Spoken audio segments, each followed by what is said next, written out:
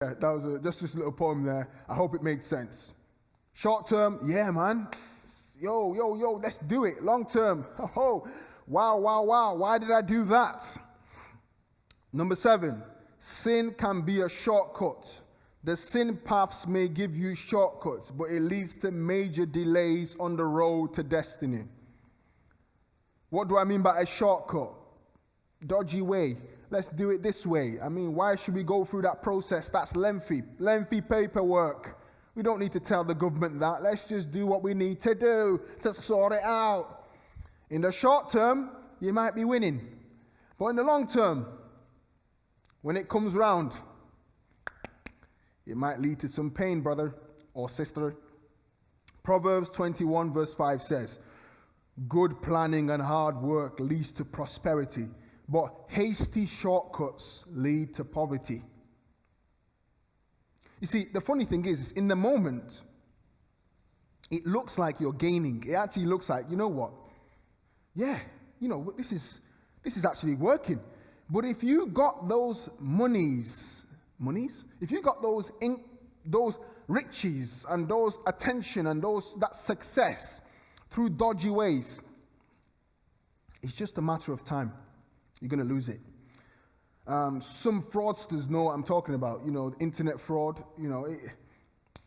If you in the short term, yeah, okay. In the short term, you're duping people, you're scamming people of their money and stuff like that, whatever. But in the long term, it doesn't pay. It doesn't pay, man. Hear what Jeremiah 17 verse 11 says. The person who gets money dishonestly is like a bird that hatches eggs it didn't lay. In the prime of life, he will lose it.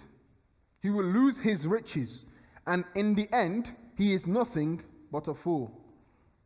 I think that scripture says it all. Sin, number 8, sin is smart. Well, it thinks it is. Remember, we're keeping to the S's just for simplicity. Every point I'm going to make today starts with S. Sin is smart. Yeah, that's a joke because it thinks it is, but eventually leaves the person looking like a fool. Number 9, sin is stupid.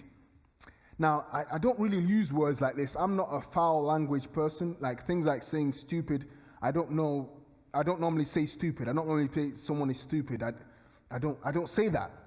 But I'm only saying that because, in essence, if we strip sin of what it is, if we assess it, sin is actually a stupid move. It's stupid.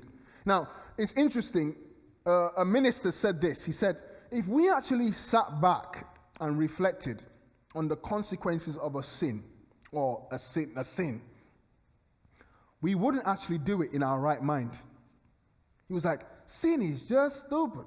Sin is just stupid. Imagine this. Going back to my example of the man who committed adultery, imagine if, how much he lost, potentially, if that marriage turned to divorce. So potentially, he might have lost a good wife, children, house, his reputation down the drain. Who knows? His health might start dwindling, all because of a quick excitement with the office secretary, for example. These are just examples. I'm not quoting anybody's story. I don't know what you've been up to. So none of my business. Okay, moving on swiftly. So essentially what I'm saying is, many people are living with the pains of the short-term, short-lived pleasures of sin. Remember the example I gave the scripture I read in Proverbs 7, where it says, at the window of my house, I looked down through the lattice. I saw among the simple, I noticed among the young men, a youth who had no sense. A youth who had no sense. The scripture then continued. This is Proverbs 7, 6-9. He was going down the street near her corner, walking along in the direction of her house. At twilight, as the day was fading, as the dark of night set in. When I read this scripture, I immediately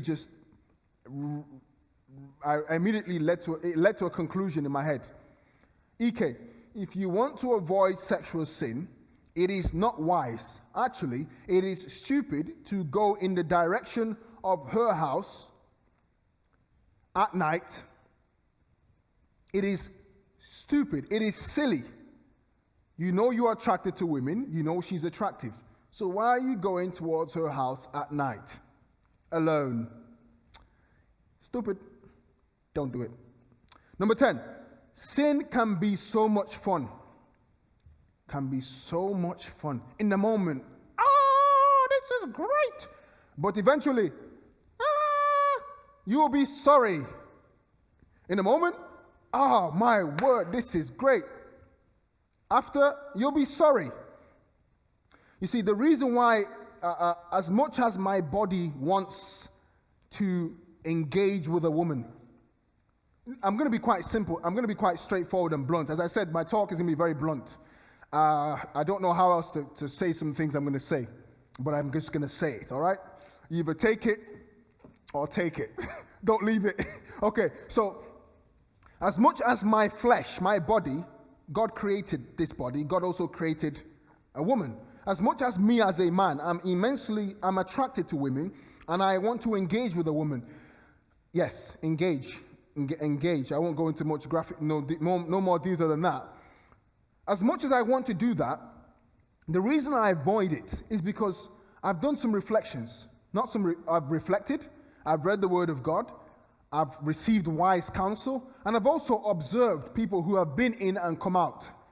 And some of the stories, tell you what, they don't sell that package very well. The stories I've heard in my lifetime do not sell fornication very well to me. Do not sell this player game to me. You know, many women, tick this woman off your list. A woman here, woman there. No, thank you, sir. I've seen enough, and I've initially, in my teenage years, kind of like, you're a teenager, like, oh my word, oh, sexual sin, oh, sex, oh, someone seeing you naked? Oh God, oh wow. You avoided it because, naivety, your parents have a strong man and woman in the house, which I call parents. They're wonderful people, African parents, and let's just say bringing a woman to the house was certainly not an option. Let's just put it that way. You ain't gonna go there, big boy. So as much as in your teenage years, you've made those kind of decisions, maybe based on fear, you're scared, naivety. But as you grow and you actually assess and you understand why God says, listen, boy, this thing is for marriage. This thing is for marriage. If you do it outside marriage, you open up a whole can of worms that you just don't want to open, kid. Now I understand. Number 10, let's keep moving swiftly. Number 10, as I said, sin can be so much fun, but you'll be sorry. Number 11, sin can give success. But wait, how long is it going to last? How long is it going to last? At the start, it looks good. At the start, it looks great. But once again, a sad end is waiting.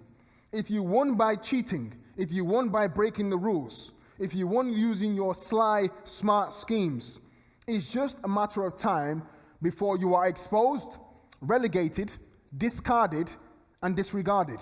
Wow. Oh my word, look at those words. Exposed, relegated, discarded, and disregarded. It's just a matter of time.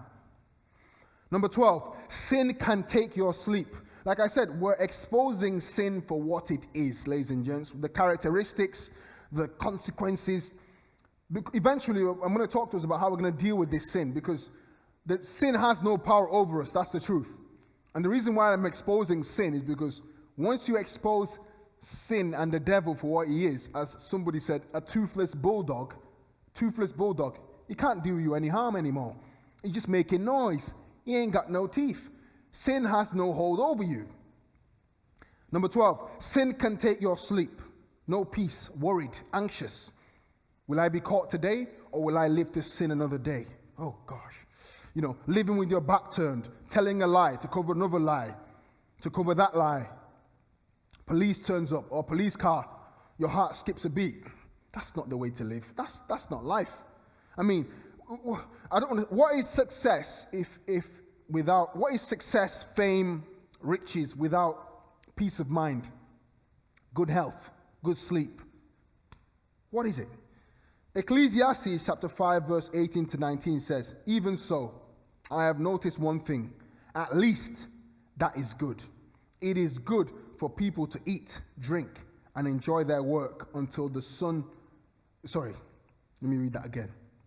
"It is good for people to eat, drink, and enjoy their work under the sun during the short life God has given them, and to accept their lot in life. And it is a good thing to receive wealth from God and to enjoy health to enjoy it. I'll read that again. I'm getting too excited. I'm reading the scriptures too fast. And it is a good thing to receive wealth from God and the good health to enjoy it. To enjoy your work and accept your lot in life, this is indeed a gift from God." Ladies and gentlemen, there is nothing like clean, good, hard work. There is nothing like clean, good, hard work. A wise man once said, if a person who the wise man said something along the lines of this, I recall. A person who stole money through whatever means to buy a Mercedes-Benz should not be talking in the same capacity as a person who worked hard to buy a bicycle. If you stole money to buy a Mercedes-Benz, you should not be talking, as in you don't have any grounds for pride or to lord it over or boast over somebody who worked hard to buy a bicycle. May the Lord give us understanding. Number 13, sin silences you. Sin silences you. You can't talk brave. You can't talk boldly anymore. You can't speak clearly. When a topic is being introduced and you know that's an area of you don't talk. Sin silences you. Sin strips you of your strength and confidence. We all know the story of Samson and Delilah. What a unique story. Now, I want to use this story to illustrate something. There's a particular part of this story I'll highlight. Judges chapter 16, verse 18. Judges chapter 16, verse 18 to 20. Please bear with me here. We're going to be reading a lot of scriptures because I want to make sure that I'm not just saying my own words, ladies and gents. The basis of my talk today is not from my head. I didn't just say, okay, let me talk about what I learned about sin. I looked at scriptures and say, this makes sense. The Bible is backing what I'm saying. The Bible is the source of what I'm saying. And if we read the Bible and we really do read it and we allow God's word to enter us, oh wow, the devil is defeated. Sin has no power over us. In Jesus' name. Judges 16, 18 to 20. When Delilah saw that he had told her everything, she sent word to the rulers of the Philistines, "Come back once more. He has told me everything." So the rulers of the Philistines returned with the silver in their hands. After putting him to sleep on her lap, that's Delilah put Samson to sleep on her lap, she called for someone to shave off the 7 braids of his hair, and so began to subdue him, and his strength left him.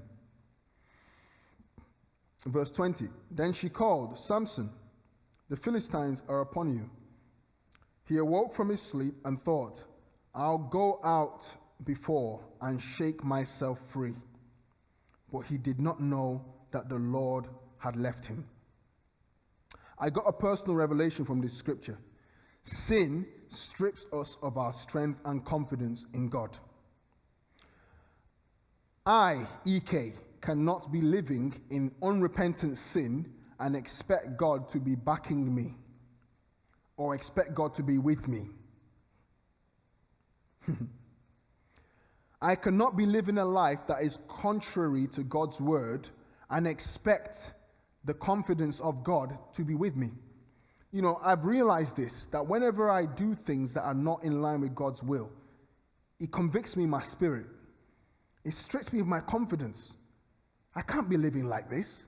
They know me as this, and I'm living like this. In the house, they know me as this. Ike, the good boy. In school, I'm like this. Nah, man. Same guy everywhere. That's how we do it. In church, same guy. School, same guy. At home, same guy. You know, this is who I am. I'm a child of God. Sorry, guys, I don't do that. I'm not into that. I'm sorry. It is what it is. I got tired of living a double life. I got tired of living a double life. Imagine this. Sin strips us of our sermon confidence in God. Imagine this. Imagine someone praying this kind of prayer. God, as I go to rob this place, as I go to steal, protect me. Guide me. I pray that I will not be caught. In Jesus' name, amen. What? You think God is going to answer that? Imagine this prayer. God, I'm about to go and commit fornication. I'm about to sleep with a woman who is not my wife. God, as I go to sleep with her, lead us in the where we should go and how we should do it. Protect us. Let there be no consequences from these actions. And let it be a fun time. Let your spirit drive out every source of distraction to this fun time. In Jesus' name, amen. You see how almost ridiculous that sounded. But the funny thing is, I won't actually be surprised if people are praying similar kind of prayers. You're praying prayers that are simply not in line with God's word, and we think God is going to back it or bless it. And I think that's one of the deceiving powers of sin. Sin has a way of deluding people, like delusion. That's part of its rope. It ties you, deludes you, that you can't even see right from wrong anymore, that you're doing wrong as if it's right.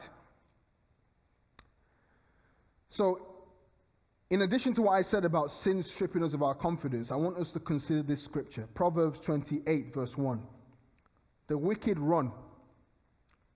The wicked run away when no one is chasing them, but the godly are as bold as lions. Godliness leads to boldness. I know my stand in God.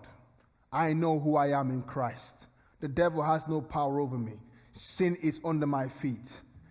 Get thee behind me, Satan. I know the word of the Lord. I know my identity in Christ. Come on, let's go, man. Let's go.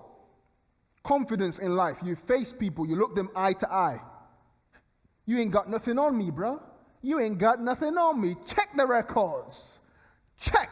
You ain't got nothing on this boy. Okay. All right, calm down. Let's keep going. Number 15. Sin will bend your spine. Sin will bend your spine. What do I mean by this? Sin will make you, as I said before, strip you of your confidence, looking down.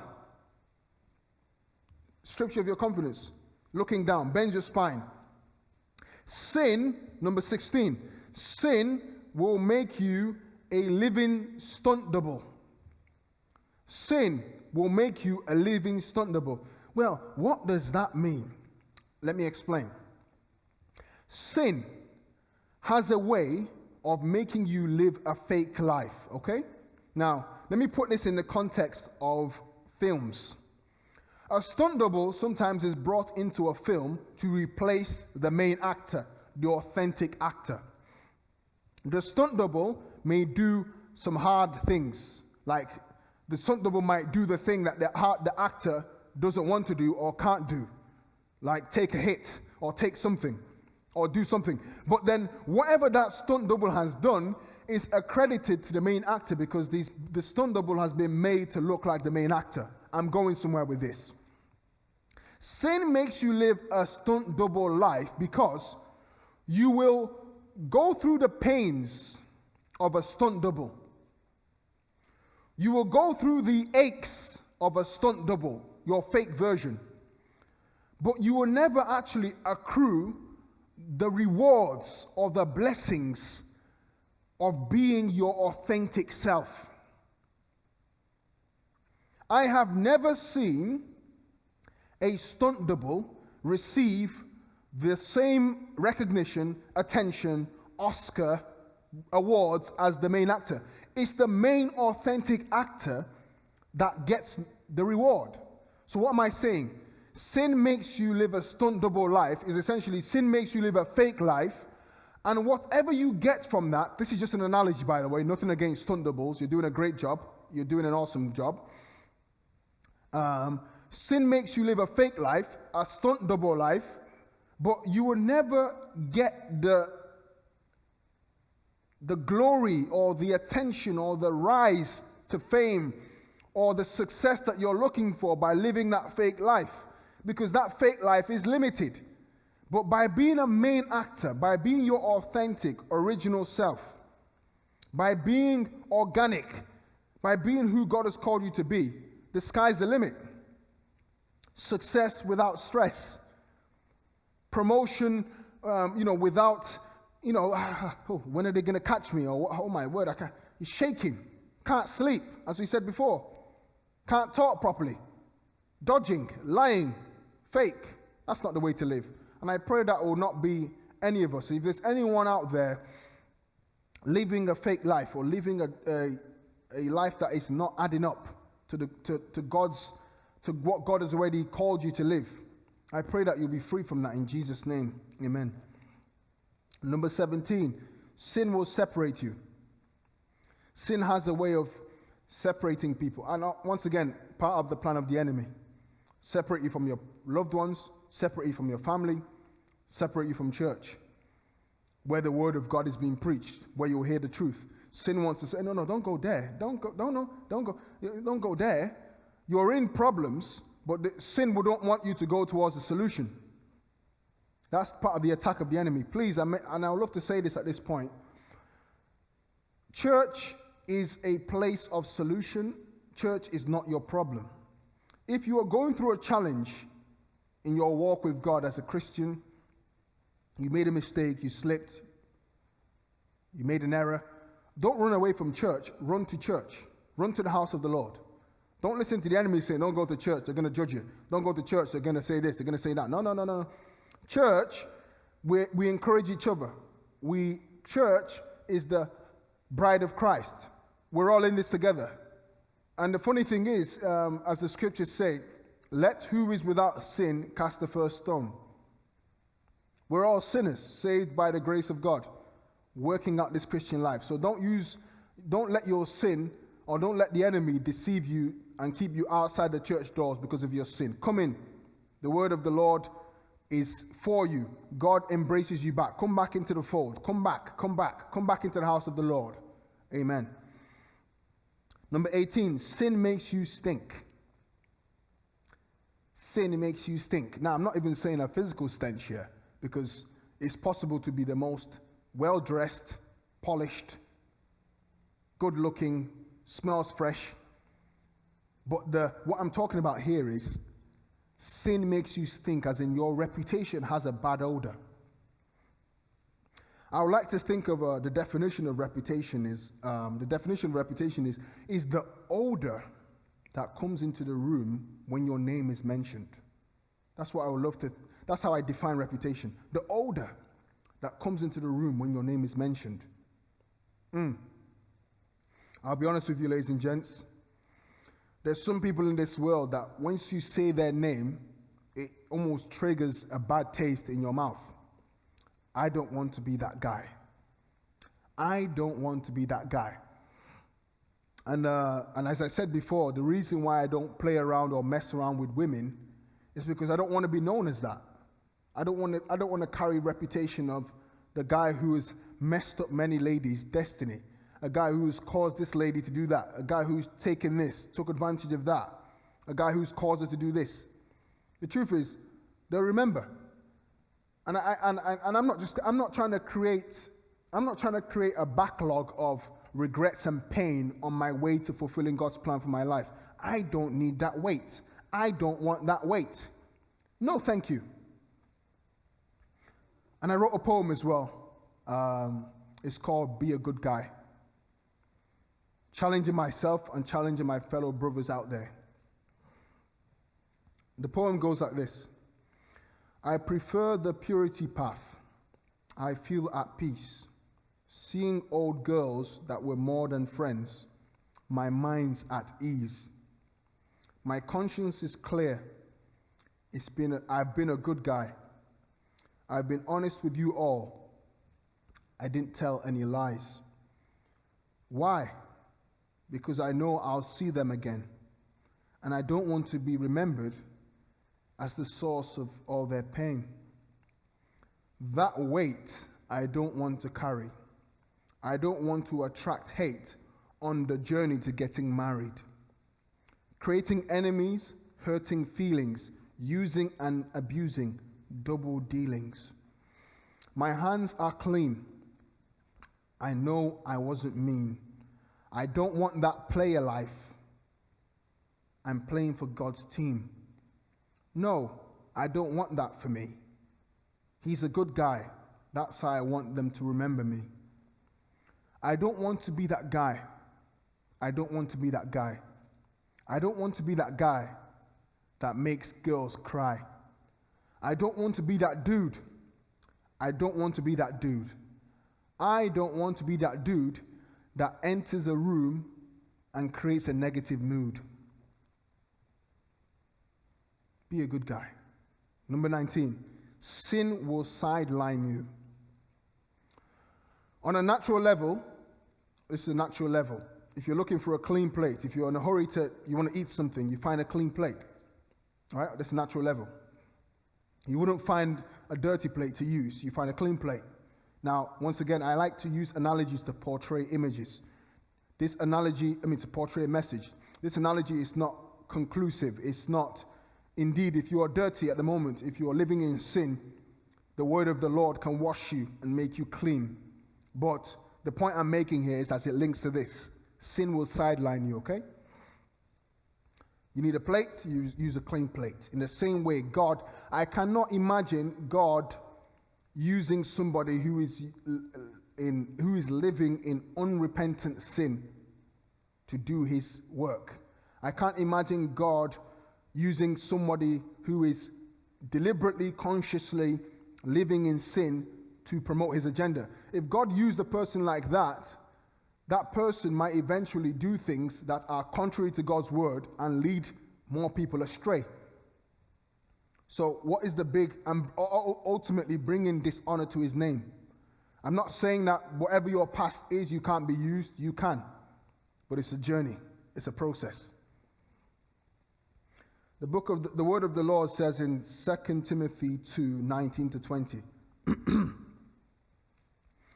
but God's truth stands firm like a foundation stone with this inscription: the Lord knows those who are his, and all who belong to the Lord must turn away from evil.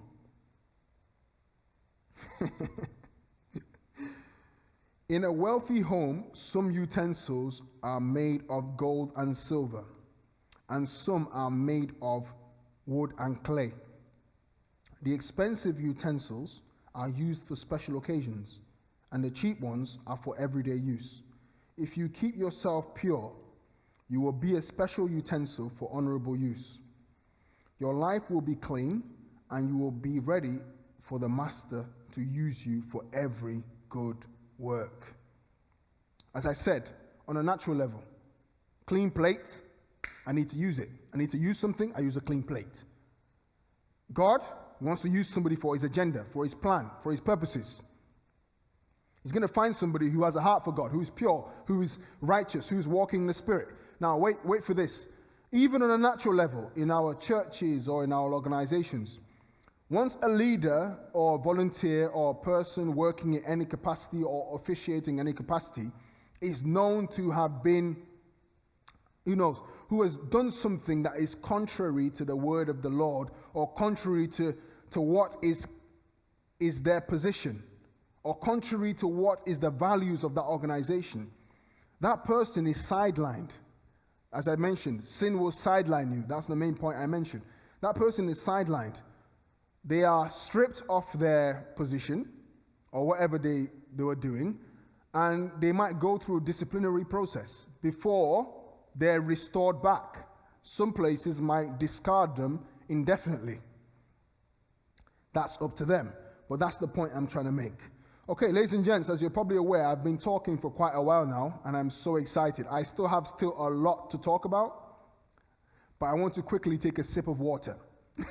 I didn't bring any water with me here, and I should have brought a bottle right here. I should have brought a bottle. I didn't bring any bottle with me right here. I'm sorry. I'm going to have to quickly go and grab myself a bottle of water.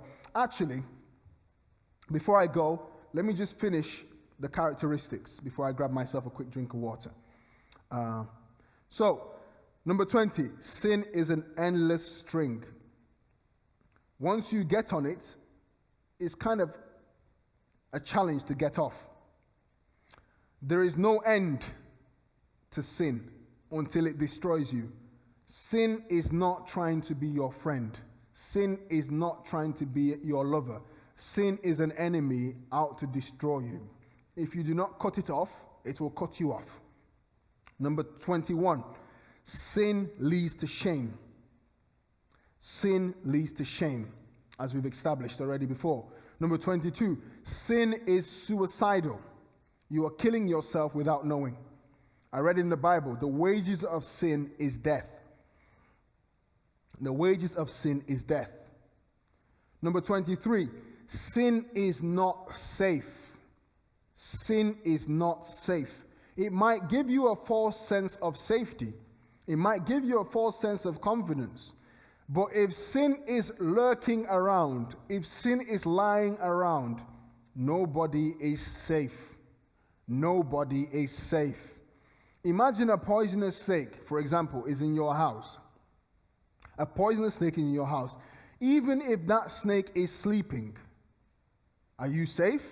No. That snake may even not move for 20, 40 years.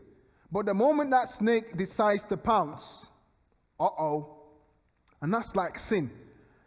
When we are in the heat of the moment, when we are doing what we're doing with sin, it seems like, oh my word, I am having the time of my life. I'm having the greatest time in the world. It's going so well. But once the consequence hits in the moment, boom, it's almost like, I didn't realize that was going to happen. It's just like a poisonous snake. Please, ladies and gents, sin is like a poisonous snake. Do not let it lie around in your life. Don't say it's only small. It's only a little thing. It's only small, but it will grow. That's number 24, and let me talk about that as well. Sin is small. It may start small, but it grows. Oh, it's just a little video, just a little magazine, just a little TV show. Oh, it's just a little visit, just spending the night. Nothing's going to happen. You start small, a little taste here, a little taste there. Then you get hooked, and then it swallows you. Number 25. Wow, 25 points about sin. Oh, I hope you're still with me. Sin is strong. It has a tough grip. Sin has a tough grip, but it can be broken. It can be broken. Praise God. So, ladies and gents, as I said, I need to quickly grab my water. I should have brought my water here, but I need to quickly grab my drink of water before we go into dealing with sin. Yes, before we go into dealing with sin. Praise the Lord. Now, in fact, I'm still going to be talking to you as we go anyway, as I go to grab my water. Okay? So, let's have a chat. I thank God for his word today.